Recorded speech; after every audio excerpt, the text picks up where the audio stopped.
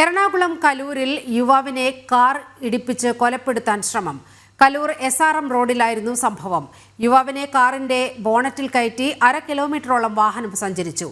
സംഭവത്തിൽ ഒരാളെ police arrest ചെയ്തു.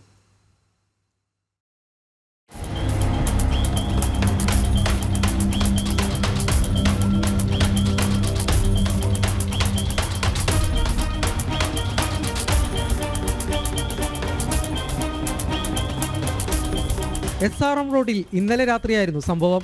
ലഹരി ഉപയോഗം ചോദ്യം ചെയ്തതിനായിരുന്നു യുവാവിന് നേരെ ആക്രമണം. SRM റോഡിലെ ഹോസ്റ്റലിൽ ലഹരി ഉപയോഗിക്കുന്നെന്ന വിവരമറിഞ്ഞ് നാട്ടുകാർ കൂടിയിരുന്നു.